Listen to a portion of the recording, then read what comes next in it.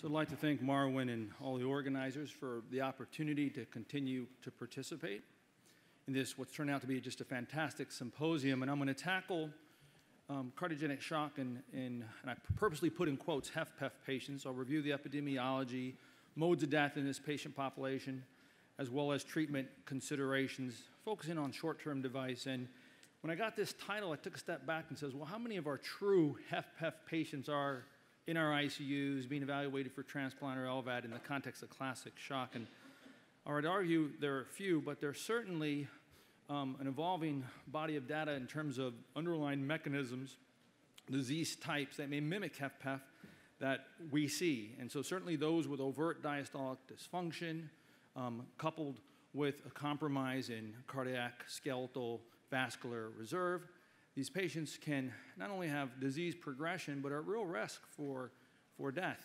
And that's certainly been clear by a number of observations. This is a nice publication from a few years back looking at the modes of death in HFpEF as adjudicated by several of the randomized control trials that studied HFpEF patients. You can appreciate in blue a higher proportion of patients dying of cardiovascular cause as opposed to non-vascular cause. And when you look at the cardiovascular deaths, as highlighted here in these three randomized controlled trials, you can appreciate the majority is sudden death and heart failure. Now, different from pure cardiogenic shock in the context of HFrEF, these patients, in terms of worsening heart failure, are defined by underlying restrictive physiology, and in particular, right heart failure. But they do die from sudden death from both non-arrhythmic-related cardiovascular death and tachybrady arrhythmias, in addition to complications in the HFpEF population related to MI, vascular, and cerebral vascular. We're learning a lot from our colleagues at Northwestern related to pheno mapping in HFpEF, and certainly those with RV remodeling at a proportion to LV coupled with cardiorenal syndrome, different from the other two phenotypes as defined here, are at the greatest risk as defined by the Kaplan-Meier curve in terms of survival free of cardiovascular hospitalization or death. But I think more important to that, pertinent to this discussion, is being aware of phenocopies. And certainly someone can come in with progressive symptoms, overt congestion, low stroke volume, and low output. And we got to be clear in the setting of preserve the F, whether it's an infiltrative cardiomyopathy, and that has a differential, or a restrictive cardiomyopathy.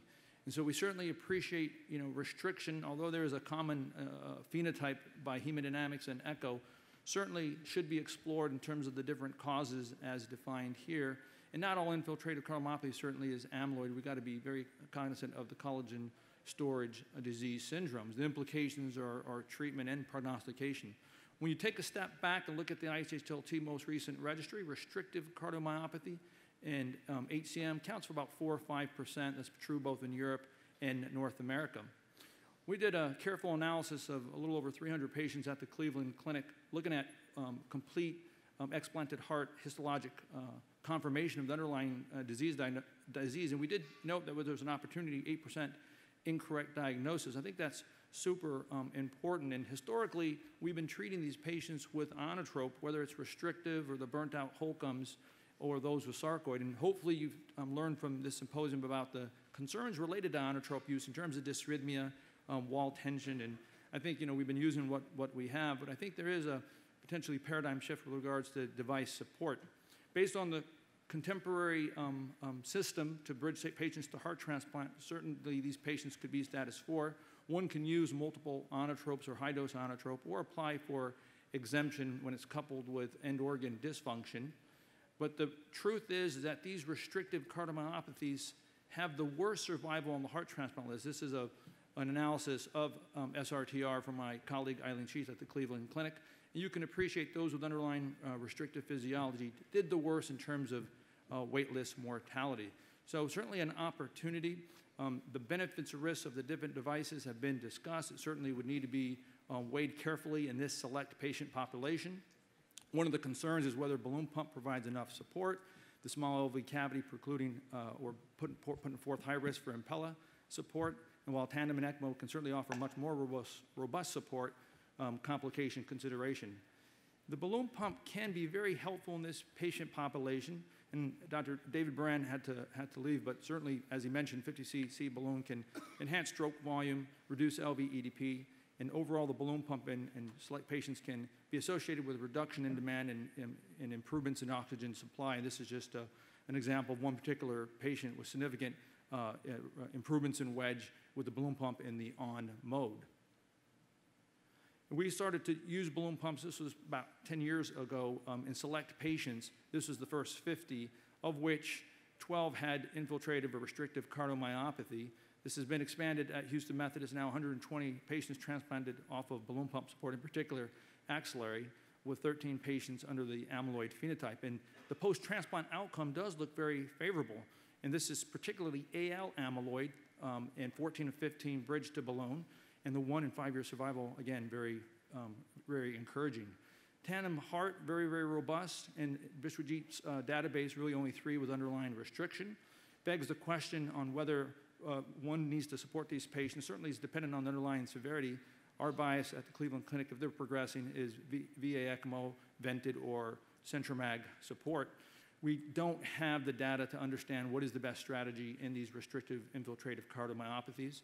This has been an exploration by our Utah colleagues, and they've demonstrated concerns in terms of post-transplant adverse outcome with ECMO, less so with the Centromag. Balloon pumps were not examined in this cohort. This has been looked at in terms of Rebecca Cogswell's study. I had the privilege to participate in that regard, and it really wasn't powered to understand regional heterogeneity. At the Cleveland Clinic, we are using balloon pumps early, and if progressive disease, consideration for bilateral Centromag or ECMO in select patients, and we've been very happy with our outcome as it relates to survival, which has been 100% since October 18th, 2018. So the take-home messages are reported there. I think HFpEF has a number of phenocopies that one need to consider in terms of underlying disease related to restriction, infiltrative cardiomyopathy. We don't know the best strategy for an individual patient, but I think there is a role for select patients as it relates to counterpulsation. I think HFpEF is an unmet area where we really got a position to work together, and I think it's a multi-center prospective registry to help guide us on that transition from less advanced to end-stage stigmata, hemodynamic profiles to position us to make a decision on what treatment strategies next as it relates to an exit strategy like heart transplant. Thank you for the opportunity to share with you my thoughts.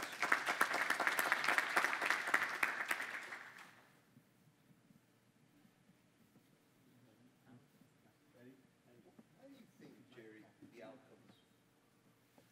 So, why do you think the outcomes are worse post-heart transplant? That's one question. And do you think there's a learning curve in terms of knowing, like, the liver phenotype in these people that have, you know, congestive hepatopathy a lot? Or do you think it's more the PVR? Do you think it's more the right side? So I think the outcomes you're alluding to are worse for the restrictive and infiltratives while on the wait list. I think if you look at the post-transplant outcomes compared to the dilated cardiomyopathies, those outcomes are non-inferior. And so I think that's concept number one. So one would ask, I would rephrase it and say, why are the outcomes worse on the waiting list? Now this was pre-new allocation system, and the truth is when you have, you know, overt restrictive physiology coupled with cardiorenal syndrome where we don't know the benefits or risks of durable device, we've been using what we can related to inotropes. And so I think it's not knowing what to do. I think that those outcomes are worse. But I think in select patients, you get to them early enough, earlier in that spectrum of shock, I think you can bridge them appropriately. And I think, and let me be clear, the amyloid outcomes, and we looked at this at the amyloid consortium level with several other centers, and we had non-inferior survival at 1 year compared to non-amyloid, non-ischemic dilated cardiomyopathy post-transplant. This cohort, I mean, the diastolic heart failure patients, usually they are high BMIs, and there's a clear data with the post-transplant. High BMIs does worse. And do you think there is a correlation with that too? Between BMI and these restrictives and infiltrative, I think when you start coupling risk factors, that certainly can influence how well one's going to do on the front end and on the back end. And so we're fairly strict at the Cleveland Clinic in terms of this patient profile. And so the BMI of around 35, we'll flex to maybe 35. The unfortunate reality is we just don't have a good alternative long term.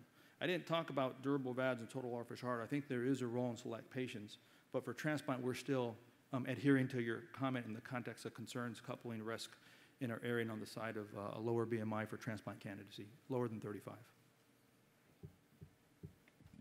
So you showed some interesting data on mode of death with HFpEF, Yeah. And certainly a high incidence of sudden death. And then you also talked about the involvement of the right ventricle. So do you think that patients with HFpEF who present with, say, cardiogenic shock, do you think that's a different phenotype that somehow involves right ventricular decompensation and sudden cardiac death is arrhythmic or something, or you think those are two sides of the same coin? I think they're different syndromes. I think if you look at the infiltratives and the restrictive and dig deep in terms of understanding genetics underlying disease, I think that's different from this heterogeneous group wastebasket category of HFpEF. I think the true HFpEFs, influenced by obesity syndrome, metabolic, skeletal, vascular, reserve issues, I think they have a different trajectory. Certainly it's concerning, but those are less outside of ischemia that are coming into our unit that we're considering for transplant. I think the phenotype with RV remodeling and cardiorenal we do see and is worrisome. How best to treat them? I think treat them is a particular area of interest. I think transplant could be used in that particular type, but when you go to the UNOS files and try to tease out HFpEF, that's not how we code it, right? We're coding restrictive, Holcomb, infiltrative. And so the prevalence of true HFpEF outside of coronary artery disease making it to transplant is not as well known. But I do see them separately.